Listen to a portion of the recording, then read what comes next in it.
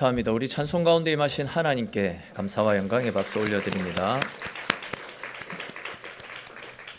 지난 시간에 우리가 함께 살폈듯이 예수님의 제자들이 손을 씻지 않고 음식을 먹자 종교 지도자들이 그것을 꼬투리 삼아서 예수님을 공격해 들어오지 않았습니까?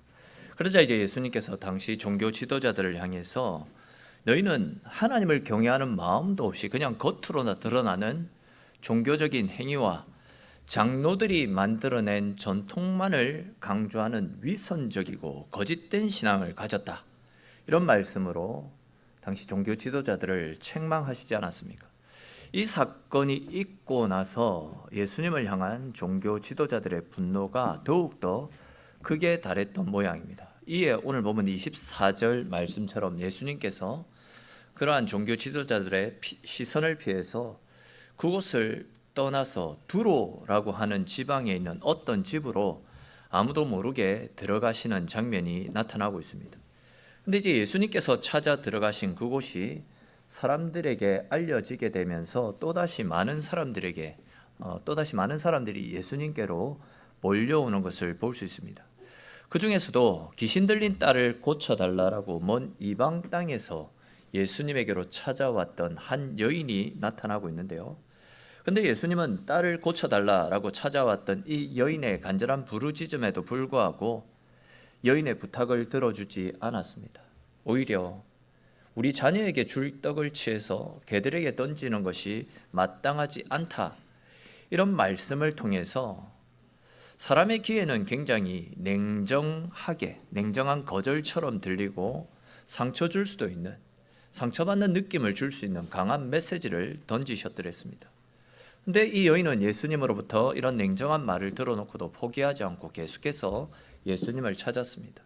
그리고 그 결과 주의 은혜 가운데 딸의 문제를 고침받는 하늘의 복을 경험할 수 있게 되었는데, 우리는 오늘 본문에 나타나고 있는 이 여인의 모습을 통해서 우리 인생 가운데 어려움이 찾아올 때 어떻게 해서 그 문제들을 헤쳐나갈 수 있는지를 배울 수 있게 되는데요. 그와 관련된 말씀들을 조금 더 자세히 살펴보면서 하나님께서 주시는 은혜를 나누어 보겠습니다. 이 시간 가운데도 말씀을 깨닫는 지혜와 하나님께서 나에게 주시는, 나를 위해서 준비해 놓으신 새로운 은혜를 받아 누리시는 귀하고 복된 시간 되시기를 주님의 이름으로 축원합니다. 자, 먼저 우리는 오늘 본문 말씀을 통해서 우리 가운데도 고난이 찾아올 때 반드시 주님을 찾아야 된다라는 사실을 발견할 수 있습니다. 여러분, 오늘 본문에 나타나고 있는 이 여인이 어떻게 해서 주님 앞으로 나오게 되었습니까? 원래 이 여인은 헬라에 있는 스로보니게라고 하는 땅에 살고 있던 이방 여인입니다. 근데 오늘 본문과 병행구절인 마태복음 15장 말씀해 보시면 이 여인이 자기 지경에서 나와, 즉 자기가 살고 있는 그 땅에서 나와 예수님께 소리를 질렀다라는 표현이 나타납니다. 이 말씀이 무슨 말씀이냐면, 이 여인은 예수님을 만나기 위해서 스로보니게라고 하는 이방 땅에서부터 먼 길을 달려 예수님을 찾아왔다라는 이야기입니다. 아마 이 여인은 자신의 딸을 고치기 위해서 이런저런 모든 방법들을 다 동원해 보았을 것입니다. 먼저는 헬라 사람들이 믿고 섬겼던 제우스 신, 그 제우스 신에게 자신의 딸을 고쳐달라고 하소연했을 것입니다. 제우스 신을 비롯해서 각종 신들과 또 다양한 주술사들을 찾아다니면서 귀신을 쫓아내어 달라고 애걸복걸 간청했을 것입니다. 그러나 그런 다양한 방법들을 동원하고 이런저런 사람을 다 찾아다녀봤자 돈만 낭비할 뿐 자기 딸은 조금도 호전되어지지 않았습니다. 부모 입장에서 평생 이런 고통 가운데 살아가야 될 딸을 생각하며 한숨만 깊어지고 있던 그녀에게 어느 날 각종 질병들을 고치시고 더러운 귀신을 쫓아내는 능력을 가진 예수님에 대한 소문이 이 여인의 귀에 들려왔습니다. 예수님에 관련된 소문을 들었던 이 여인은 자기 딸도 예수님을 만나면 귀신으로부터 자유할 수 있을 것이다 라는 작은 희망을 가지게 되었습니다. 그리고는 이제 그런 희망을 가지고 예수님을 만나기 위해서 스로보니게라고 하는 이방 땅에서 먼 길을 달려 예수님께로 다가왔던 것입니다. 아마 이 여인에게 자기 딸이 귀신에 들렸던 문제가 발생하지 않았다라고 한다면 이 여인이 예수님을 찾는 일은 없었을 것이다 생각되어집니다. 그런데 이제 이 여인에게 있었던 고통의 문제가, 이 여인에게 찾아왔던 예상치 못했던 삶의 문제가 이 여인을 주님 앞으로 이끌어왔던 것입니다. 저는 이 부분이 바로 오늘 본문의 핵심이다 생각되어집니다. 우리 인생 가운데도 우리가 원하지 않는 아픔이 찾아옵니다. 깊은 절망속이 우리 가운데 엄습해올 때가 있습니다. 그때 바로 우리는 주님을 찾아야 된다는 겁니다. 길이 보이지 않기 때문에 더 기도의 자리로 나와야 되고 더 말씀 앞에 엎드릴 수 있어야 됩니다. 잘 아시는 것처럼 고난은 우리를 무너뜨리기 위해서만 오는 것이 아닙니다. 때로는 우리를 주님께로 더욱더 가까이 이끌어 가시기 위한 하나님의 은혜의 통로로 고난이 찾아올 때가 있다라는 겁니다. 무슨 이야기냐면 우리가 평소에 워낙 주님을 찾지 않고 주님과 상관없는 삶을 살다 보니까 그 고난을 통해서라도 우리를 당신 앞으로 부르시기 위해서 때로는 우리에게 복을 주시기 위한 은혜의 통로로서 우리에게 고난을 주실 때도 있다라는 겁니다. 그러므로 고난의 때에 우리에게 필요한 것은 문제를 붙들고 절망할 것이 아니라 문제를 안고 하나님을 찾아야 된다는 겁니다. 가정의 아픔도, 자녀의 문제도, 몸의 연약함도, 마음의 상처도 내 힘으로 해결되어지지 않는 그 모든 짐들을 가지고 주님 앞으로 나아가서 주님께 하소연할 수 있어야 된다는 겁니다. 주님은 우리를 향해서 수고하고 무거운 짐진 자들아 다 내게로 오라, 내가 너희로 쉬게 하리라 라고 말씀하셨습니다. 즉 주님은 절대 우리의 아픔을 외면하지 않으시고 우리의 부르짖음을 귀 기울여 들어주시는 분이십니다. 절망 가운데서도 믿음으로 주님 앞으로 나오는 자들에게 긍휼을 베풀어 주시고 반드시 은혜 내려주시는 분, 그분이 우리가 믿고 섬기는 하나님이심을 믿으시기를 축원합니다. 이런 믿음을 가지고 세상적인 방법대로가 아니라 가장 먼저 주님을 찾고 주님 앞에 나오시기를 바랍니다. 그리하여서 주님께서 주시는 은혜를 힘입어 우리의 가정이 살아나고 자녀가 회복되어지고 영혼이 다시금 회복되어지는 하늘의 은혜를 경험할 수 있는 저와 여러분들의 인생이 될 수 있기를 주님의 이름으로 축원합니다.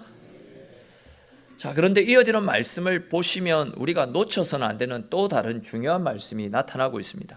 그것은 안타깝지만 우리가 주님 앞으로 나아간다라고 해서 항상 곧바로 응답이 주어지지 않는다라는 사실과 또 우리가 간절히 부르짖는다라고 해서 언제나 내가 원하는 방식대로 하나님께서 응답해 주시지 않을 때도 있다라는 겁니다. 오늘 말씀을 잘 보십시오.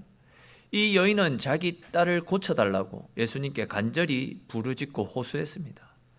그런데 예수님께서는 이 여인의 외침을 다 듣고 계셨음에도 불구하고 의도적으로 이 여인의 외침을 외면하시고 아무런 대꾸조차 하지 않으시는 것을 볼 수 있습니다. 여러분, 딸 가진, 자식 가진 부모의 입장에서 지금 이 여인의 마음이 어떠했겠습니까? 지금 딸이 고통 속에 있습니다. 자기 힘으로 아무것도 할 수 없습니다. 그래서 마지막 희망을 붙잡고자 먼 길을 달려 예수님께로 찾아온 상황입니다. 예수님께 자기의 마음을 담아서 진심을 담아서 그렇게 간절히 외쳤는데도 불구하고 예수님은 못 들은 척 외면하고 계신 상황입니다. 이에 여인은 혹 사람들로 인해 예수님이 듣지 못했나 싶어가지고 더 큰 소리로 예수님께 부르짖고 있습니다. 어찌나 그 소리가 시끄러운지 또한 이 여인의 절규가 얼마나 안타까웠던지 옆에 있던 제자들이 나서가지고 예수님, 저 여인이 저렇게 애타게 요청을 하고 있는데 모른 척 외면하지만 마시고 저 여인의 사정이라도 한번 들어보시면 어떻겠습니까? 이런 식으로 제자들이 나서서 예수님께 요청을, 간청을 하는 그런 상황까지 나아가고 있습니다. 그러자 예수님께서 뭐라고 이야기하십니까? 자녀들에게 줄 떡을 취해서 개들에게 줄 수 없다라고 말씀하십니다.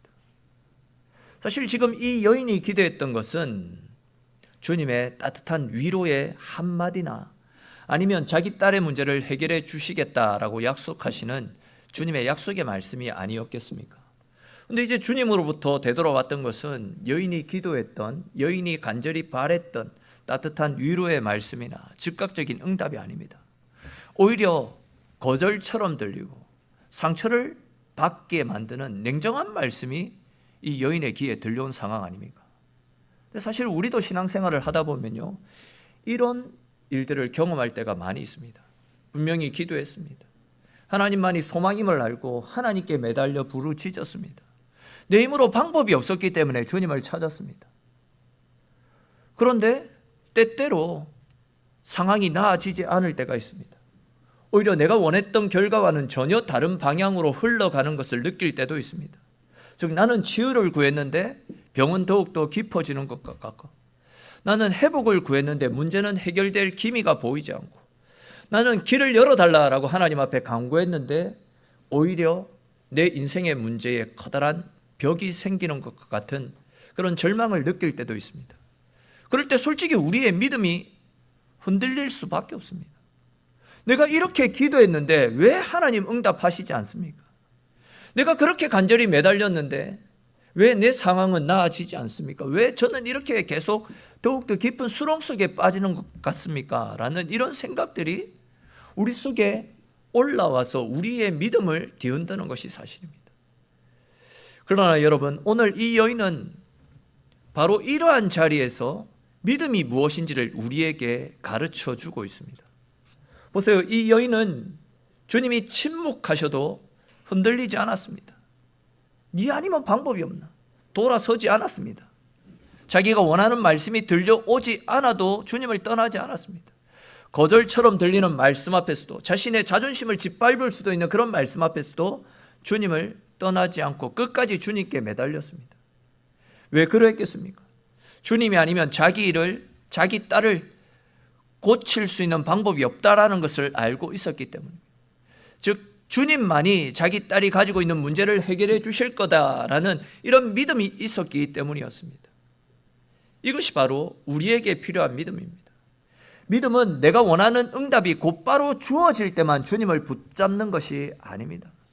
믿음은 주님께서 침묵하시는 것처럼 느껴질 때에도 그 자리를 떠나지 않는 것이고, 내가 원했던 결과가 나타나지 않는다 할지라도 그래도 주님께 소망을 두고 끝까지 주님을 붙잡고 주님을 바라보는 믿음으로 살아가는 것, 이것이 주님께서 우리에게 원하시는 삶의 모습이다 할 수 있습니다. 보십시오 여러분, 이 여인은 자녀에게 줄 떡을 취해서 개들에게 주는 것이 옳지 않다, 자존심 상하는 그런 이야기잖아요. 무시당하는 모멸감을 느낄 수 있는 그런 냉정한 말씀이잖아요. 그런데도 이 말씀 앞에서 예수님께 뭐라고 이야기합니까? 예수님, 옳습니다. 그러나 개들도 주인의 상에서 떨어지는 부스러기를 먹고 살아가지 않습니까? 라고 이야기합니다. 무슨 이야기입니까? 주님께서 저를 어떻게 보셔도 좋습니다. 제가 원하는 방식대로 응답하시지 않아도 좋습니다. 그러나 다만 주님께서 허락하여 주시는, 주님께서 주시는 작은 은혜의 부스락이라도 제가 받아 먹을 수 있게 해주십시오. 그 은혜만 있어도 제 딸은 얼마든지 회복될 수 있으니까 제발 작은 은혜의 부스락이라도 저에게 허락해 주십시오 라는 믿음으로 끝까지 주님께 매달리고 있는 것을 볼 수 있습니다. 그 결과 이 여인은 주님으로부터 내 믿음이 크도다라는 칭찬을 듣고 딸이 고침받는 하늘의 은혜를 경험하게 되지 않습니까? 그렇습니다 여러분, 기도의 응답이 더디 온다 할지라도 낙심하지 마십시오. 내가 원하는 결과가 주어지지 않는다 할지라도 그것 때문에 쉽게 포기하지도 마십시오.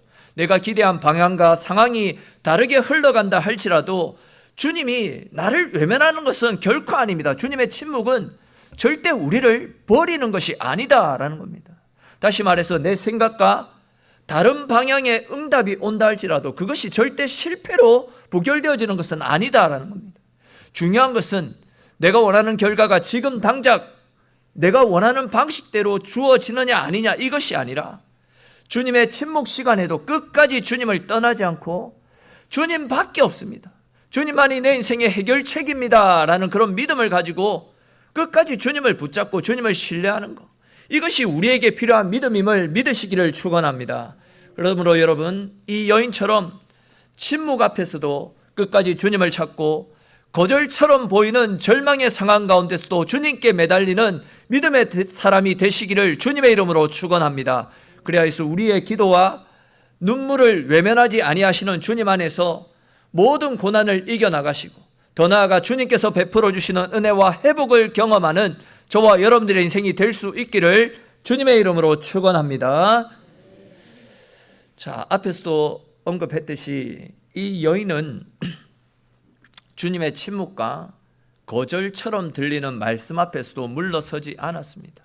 오히려 주님께, 주님, 개들도 주인의 상에서 떨어지는 음식을 먹고 살지 않습니까? 그 부스라기 은혜를 먹고 살아가듯이 저에게도 주님께서 베풀어 주시는 부스라기 은혜라도 허락해 주십시오라고 그렇게 요청합니다. 여러분, 지금 이 상황을 한번 생각해 보십시오. 개는 주인의 상에서 떨어지는 부스러기를 먹고 살아갑니다. 요즘처럼 개가 대접받는 이런 시대 말고 과거에는 주인의 상에서 떨어지는 거, 주인이 먹다 남은 거, 그걸 먹어야지 개들은 살아갈 수 있었습니다. 만약 그것도 먹지 않으면 개들은 굶어 죽을 수밖에 없습니다. 그 부스라기라도 있었기 때문에 개가 살아갈 수 있었다라는 거죠. 마찬가지로 지금 우리들이 살아갈 수 있는 건 역시도 주님께서 우리에게 주시는 은혜 때문입니다. 만약 우리에게 주님께서 허락하여 주시는 은혜마저 차단되어진다라고 한다면 우리는 살아갈 수 없는 연약한 존재입니다. 오늘 본문에 나타나는 이 여인에게는 주님께서 베풀어 주시는 작은 은혜라도, 그 작은 은혜라도 내가 받기만 하면, 그 작은 은혜의 부스락이라도 내가 받아 먹을 수만 있으면 자기 딸이 살 수 있다라는 이런 믿음이 있지 않았습니까? 즉, 그 은혜가 부스라기처럼 작아 보여도 그 안에 생명이 있고 그 안에 능력이 있고 그 안에 회복의 역사가 일어날 수 있다라는 그런 믿음이 있었다라는 겁니다. 이것이 바로 믿음입니다. 믿음은 내가 원하는 만큼 큰 은혜를 받아야지만 하나님을 신뢰하는 것이 아닙니다. 믿음은 주님께서 주시는 작은 은혜 하나라도 그 은혜가 내 영혼을 살리고 그 은혜가 내 가정을 살리고 내 자녀를 살릴 수 있다라는 사실을 붙잡는 것, 그것이 믿음입니다. 그런데 우리는 어떻습니까? 하나님께서 이미 우리에게 수많은 은혜들을 베풀어 주셨는데도 우리는 쉽게 그 은혜를 잊어버린 채 살아갑니다. 은혜를 받을 때에는 감사하지만 시간이 지나면 그 은혜를 당연한 것처럼 생각합니다. 또 상황이 조금만 힘들어져도 하나님께서 내 삶에 아무런 것도 베풀어 주시지 않은 것처럼 불평하고 낙심하고 두려워하는 그런 모습을 보일 때가 종종 있습니다. 그러나 여러분, 받은 은혜를 기억하는 사람들은, 주님께서 내게 주신 은혜를 붙잡고 살아가는 사람들은 고난 가운데서도 쉽게 무너지지 않습니다. 은혜를 기억하고 그 은혜를 붙잡고 살아가는 사람들은 지금의 문제만 바라보지 않고 그 문제보다 크신 하나님을 다시금 바라보면서 눈앞의 상황이 나를 흔들어도 하나님께서 여기까지 나를 붙잡아 주셨듯이 앞으로도 내 인생을 생명 가운데로, 은혜 가운데로 이끌어 가실 것이다 라는 확신과 믿음으로 절망 속에서도 다시 일어날 수 있게 되는 것입니다. 그런 측면에서 우리는 주님께서 주신 은혜를 그냥 가볍게 여겨서는 안 됩니다. 주님 주신 은혜를 그냥 흘려보내어서는 안 됩니다. 부스라기처럼 작아 보이는 은혜라도 그 은혜들을 내 마음에 간직하고 그 은혜를 붙잡고 살아갈 수 있어야 됩니다. 그 은혜를 내가 붙잡고 있어야지 또 다른 어려움들이 찾아올 때에 다시금 기도의 자리로 나아갈 수 있게 되고, 그 은혜를 붙잡고 살아가야지 다시금 말씀을 붙잡을 수 있고 다시금 하나님께서 허락하여 주시는 은혜를 기대하는 삶을 살아갈 수 있게 되는 것입니다. 이 말씀을 조금 쉽게 설명하기 위해서 오병이어 때 있었던 사건을 한번 생각해 보면 좋겠다 싶습니다. 여러분, 예수님께서 광야에서 오병이어의 기적을 일으키신 다음에 그 남은 조각들을 어떻게 하라라고 말씀하셨습니까? 그 남은 조각들을 버리지 말고 다 거두어 모아두어라, 전부 거두어 두어라, 이렇게 말씀하셨습니다. 우리는 남은 것을 버리지 말고 전부 거두어서 모아두어라 라고 하셨던 그 주님의 말씀을 통해 주님께서 우리에게 베풀어 주시는 은혜는 작은 조각 하나도 절대 결코 버릴 수 없는 은혜다라는 것을 배울 수 있습니다. 즉, 주님이 주신 은혜는 흘려보낼 것이 아니라 그것을 거두어서 내 마음속에 간직하고 있어야 된다는 겁니다.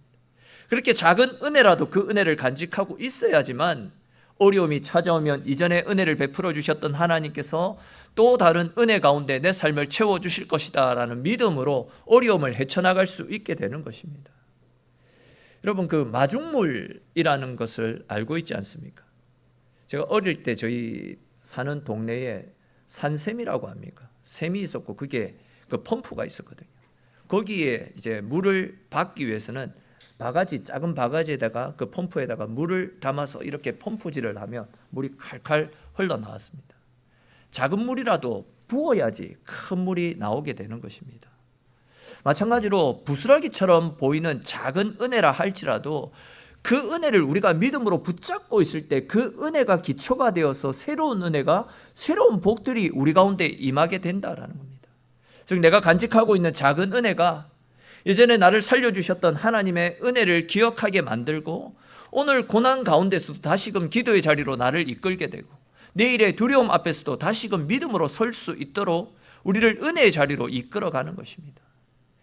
그러므로 여러분, 과거에 하나님께서 내 기도를 들어주셨던 일, 병상에 있던 나를 은혜 가운데 회복시켜 주셨던 일, 무너질 것 같았던 우리의 가정과 내 삶을 생명 가운데 지켜주셨던 일, 또한 혼자 외로이 고난의 시간을 보낼 때 말씀으로 위로해 주셨던 일, 그 작은 은혜들을 결코 잊지 마시고 마음속에 믿음으로 간직할 수 있기를 바랍니다. 그 은혜가 오늘의 고난을 이겨나가는 믿음의 마중물이 되어질 것이고 그 은혜가 내일의 두려움 앞에서도 다시금 하나님을 바라보게 만드는 은혜의 통로가 되어질 것입니다. 그러므로 작은 부스라기 은혜라도 가볍게 여기지 마십시오. 그 은혜를 마음에 품고 마음에 간직하고 살아갈 수 있기를 바랍니다. 그 작은 은혜를 붙드는 사람에게 하나님께서는 또 다른 새로운 은혜를 부어주실 줄로 믿으시기를 축원합니다.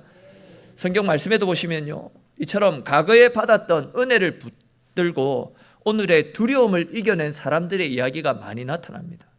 그 중에서도 우리가 잘 아는 다윗의 경우만 한번 생각해 보면 좋겠는데요.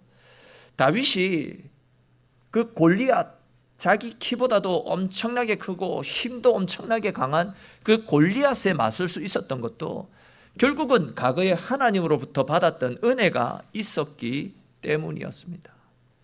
잘 아시는 대로 다윗과 골리앗은 체격 조건이라든지 전쟁 경험을 서로 비교해 보면 이거는 뭐 누가 봐도 말이 되지 않는 싸움입니다. 뭐 고등학교 한 1학년 정도 되는 아이랑 우리나라에서 제일 뭐 힘이 세고 제일 격투기 잘하는 선수랑 싸우는 것과도 비교가 되지 않을 정도로 지금은 이건 말이 되지 않는 싸움인데, 근데 그 싸움에서 결국 다윗이 이기지 않았습니까? 근데 다윗이 그 싸움에서 이길 수 있었던 원동력이 무엇이었습니까? 바로 과거에 하나님께서 자기를 지켜주셨던 그 은혜가 힘이 되고 원동력이 되어서 골리앗 앞에 나아가는 것도 두려워하지 않고 나가서 이길 수 있었던 겁니다. 사무엘상 17장 33절에서 36절까지 말씀해 보시면 이런 이야기가 나타납니다. 다윗이 골리앗과 맞서 싸우겠다라고 하니까 사울 왕이 다윗을 향해서 너는 아직 소년인데 너같이 어린아이가 어찌 전쟁에 능한 저 장수와 맞서 싸울 수 있겠느냐. 말도 되지 않는 소리 하지 말고 그냥 잠잠히 있어라. 이렇게 다윗을 말리지 않습니까? 그런데 그때 다윗이 사울에게 뭐라고 이야기하냐면, 제가 우리 아버지의 양을 지킬 때에 사자와 곰과 같은 맹수가 양들을 물어가면 그 맹수들을 쳐서 그 입에서 아버지의 양을 지킨 적이 한두 번이 아닙니다. 저 할례받지 못한 블레셋 사람도 제가 쳐서 죽였던 그 짐승과 다를 바 없는 존재입니다.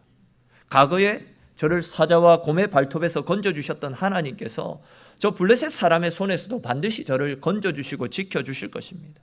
그러니 안심하시고 걱정하지 마시고 저를 보내주십시오 라고 이야기합니다. 그리고는 다윗이 물맷돌 하나를 들고 싸움터로 나가서 골리앗을 물리치지 않습니까? 여러분, 이것이 무엇을 이야기합니까? 맹수가 양을 물어가면 다윗은 즉시로 달려가서 그것을 치고 맹수의 입에서 양을 건져냈습니다. 그리고 맹수가 자기에게 달려오면 그 수염을 잡고 쳐 죽임으로써 양들을 지킬 수 있었다라고 이야기합니다. 그런데 이 모든 일들이 가능했던 것이 하나님의 은혜였다라고 다윗이 고백했잖아요. 다윗은 그때 하나님께서 자신을 지켜주셨던 은혜를 기억하고 있기 때문에, 그때 자기를 맹수의 손에서 지켜주셨던 하나님께서 골리앗 가운데서도 우리를 지키고 나를 지켜주실 것이다 라는 확신과 믿음이 있었기 때문에 골리앗 앞에서도, 기세등등한 그 블레셋 군사들 앞에서도 조금도 두려워하지 않았던 겁니다. 즉 사자와 곰에서 건져주신 하나님께서 골리앗의 손에서도 자신을 건져주실 것이다, 이런 믿음이 있었다라는 겁니다. 그리고 실제로 그 믿음대로 전쟁터로 나아가서 골리앗을 물리쳤던 것 아니겠습니까? 그렇습니다. 여러분, 오늘 나눈 이 말씀처럼 지금 내 인생 가운데 골리앗과 같은 큰 문제가 서 있다라고 하더라도 결코 그 두려움에 사로잡히지 마십시오. 문제가 있더라도 지난날 하나님께서 내 삶에 베풀어 주셨던 은혜와 복을, 하나님의 도우심의 손길을 기억하시기를 바랍니다. 그 은혜를 기억하고 그 은혜에 붙들려 살아가는 사람들은 오늘의 고난 앞에서도 다시금 일어날 수 있는 새 힘을 얻게 될 줄로 믿으시기를 축원합니다. 사자와 곰에게서 다윗을 건져주셨던 사랑의 하나님께서 골리앗 앞에서도 다윗을 붙잡아 주셨던 하나님께서 우리의 삶도 강하게 붙잡아 주실 것입니다. 우리도 생명 가운데로 이끌어 가실 것입니다. 그러므로 저와 여러분들 모두가 부스라기처럼 작아 보이는 은혜라 할지라도 그 은혜들을 내 마음속에 깊이 간직하시고 그리함을 통하여서 그 은혜가 우리들의 삶과 우리 신앙생활의 마중물이 되어서 오늘날 우리 앞에 놓여있는 모든 문제들을 능히 헤쳐나가고 하나님께서 허락하여 주시는 승리의 기쁨, 하나님께서 허락하여 주시는 실만한 물가, 푸른 초장으로 인도받을 수 있는 저와 여러분들의 인생이 될 수 있기를 주님의 이름으로 축원합니다. 우리 오늘 주신 말씀들을 생각하면서 같이 한번 기도드리기를 원합니다. 하나님께서 우리에게 주시는 은혜는 그 하나도 버릴 것이 없습니다. 우리가 그 은혜를 믿음으로 간직하며 살아가게 될 때에 그 은혜가 또 새로운 출발점이 되어서 모든 환난과 고난과 아픔을 이기고 더 크신 하나님께서 역사하시는 은혜의 강가로 우리들을 이끌어 가실 것입니다. 오늘 나는 이 말씀들을 기억하시고 주님, 과거에 나에게 베풀어 주셨던 은혜와 사랑을 늘 기억하게 하시고 또 그 은혜를 기억하며 오늘의 문제를 또 내일의 문제들을 능히 헤쳐나갈 수 있는 우리의 삶이 될 수 있게 해달라고, 우리에게 더욱더 큰 은혜와 큰 믿음을 베풀어 달라고, 그 밖에도 우리 각자에게 주신 말씀을 따라 하나님 앞에 함께 같이 기도드리겠습니다. 하나님, 오늘도 주님의 자리로 주의 백성들을 불러주셔서 감사합니다. 오늘도 주님 하나님의 말씀을 머릿속에 있도록 은혜 더하여 주셔서 주님 감사합니다. 하나님, 우리가 연약합니다. 하나님, 주님의 사랑을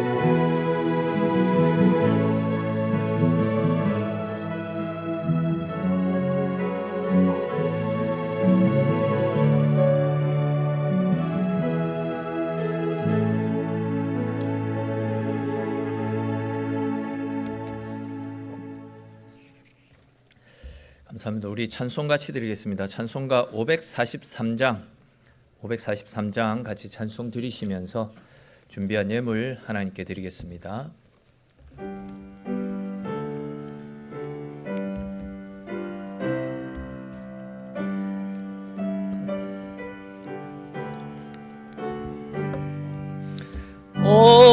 어려운 일 당할 때 나의 믿음 적으나 의지하는 내 주를 더 의지합니다. 세월 지나갈수록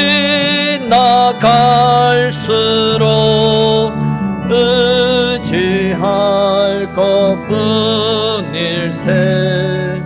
무슨 일을 당해도 예수 의지합니다. 성령께서 내 마음 밝히 비춰주시니 인도하심 따라서 주만 의지합니다. 세월 지나갈수록 의지할 것뿐일세. 무슨 일을 당해도 예수 의지합니다. 밝을 때의 노래와 어둘 때의 기도로 위태할 때 도움을 주께 간구합니다. 세월 지나갈수록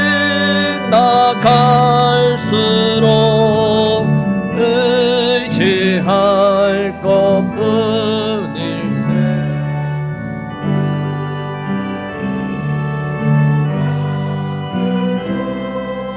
예수 의지합니다.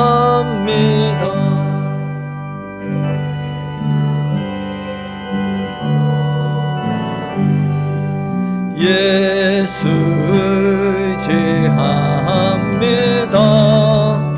천국 올라가도록 의지할 것뿐일세. 세월 지나갈수록 의지할 것뿐일세.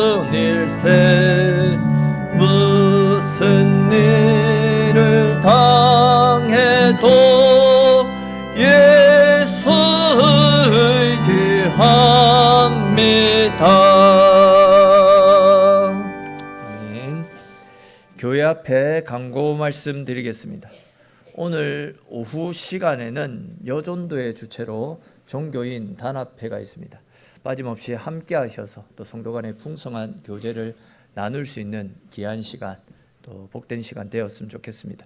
그리고 주최 측 이야기에 의하면 여기 행사에 참여만 해도 경품이 쏟아질 정도로 푸짐한 경품과 상품을 준비했다라고 하니까 함께 해주시면 감사하겠습니다.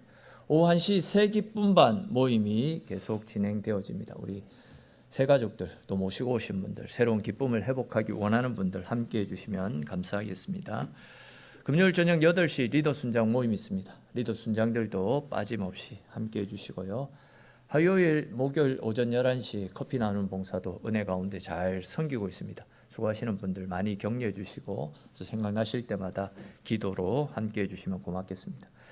화요일, 목요일 계시록 탐구 직분자 성경 공부가 온라인으로 계속 진행되어지고 있습니다. 특별히 이제 직분자 성경 공부 2차 과정이 지난주부터 새롭게 시작되어졌습니다. 아직 함께하지 못하시는 분들 이번 주까지 해서 그 정교인 그 단체 문자를 보내드립니다. 그 문자 보시고 눌려서 입장하시면 되겠습니다. 그리고 혹 그 대개 기독교 에센스 그리고 교회 사랑 설명서 책이 있는 분들은 가지고 오셔가지고 좀 기증을 해주시면 다 같이 유용하게 활용할 수 있도록 협조해 주시면 고맙겠습니다. 지금 대신방이 진행 중에 있습니다. 이번 주까지 해서 주 열매 사랑방에서 진행을 하게 되고 다음 주부터 땡스기빙 사랑방에서 진행하게 됩니다. 일정 참고하시고 함께 해주시면 고맙겠습니다. 2027년도 1월이나 2월에 우리 필리핀 바양교회를 방문할 계획을 가지고 있습니다. 5월, 6월 2달 동안 한번 기도하시고 또 마음에 작정하셔가지고 기쁨으로 함께 참여해 주시면 감사하겠습니다. 오는 수요일은 지방선거가 있는 날입니다. 이 지역을 돌아보고 섬길 유능한 인재를 뽑는 일입니다. 우리 투표에 꼭 적극적으로 함께해 주시면 고맙겠습니다. 저는 오늘 오후에 창원 소명교회 위임식 인도차 참여하게 됩니다. 참고하시면 되겠습니다. 6월 예배위원이 주보에 기재되어져 있습니다. 기도하심으로 잘 섬겨주시고 또 5월 한 달 동안 수고해 주신 분들께도 감사를 드립니다. 기도드리겠습니다. 사랑의 하나님, 은혜의 하나님, 언제나 함께 하시는 하나님, 늘 고맙고 감사합니다. 우리는 연약합니다. 부족합니다. 하나님의 돌보시고 함께 하시는 은혜가 없이는 아무것도 할 수 없는 그런 인생들입니다. 이런 우리 인생들 가운데 하나님 은혜 베풀어 주시고 함께 하셔서